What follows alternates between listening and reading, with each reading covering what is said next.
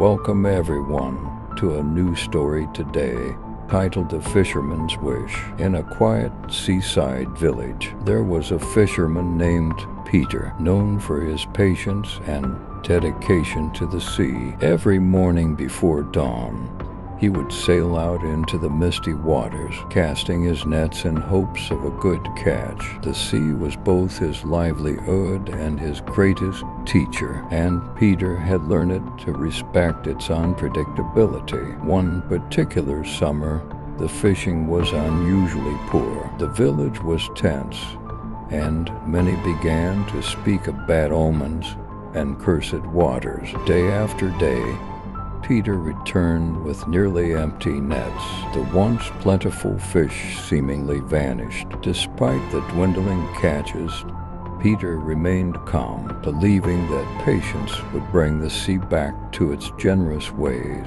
One afternoon, after hours of fruitless work, Peter spotted something shimmering in the water. At first, he thought it was just the reflection of the sun, but as he pulled his net in, he saw that it had caught a single, large fish, one unlike any he had ever seen. The scales were silver and gold, glistening like jewels, and the fish's eyes seemed to shine with intelligence. As Peter admired the fish, it spoke. "Please, fisherman, let me go, and I will grant you a wish." Startled, Peter almost dropped the fish back into the water. He had heard tales of magical creatures in the sea, but never had he imagined encountering one himself. Still, he was a practical man. He thought for a moment and said, "I wish for enough fish to feed my village for the rest of the year." The fish's eyes glowed brighter,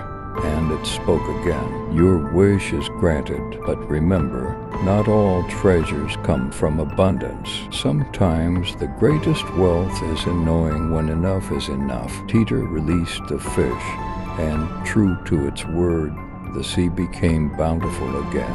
Every day the fishermen returned with full nets, and the village prospered. But Peter, mindful of the fish's words, took only what he needed, even when the others grew greedy. As the months passed, those who had taken too much found that their catches began to dwindle, while Peter's nets remained steady. In time, the village learned to follow Peter's example, and the sea returned to its natural balance. Peter never saw the magical fish again, but he carried its lesson with him. Sometimes, knowing when to stop is the greatest wisdom of all. Moral: true abundance lies not in endless gain, but in understanding the balance between need and excess. Don't forget to support us with a like and subscription to continue with more. Goodbye.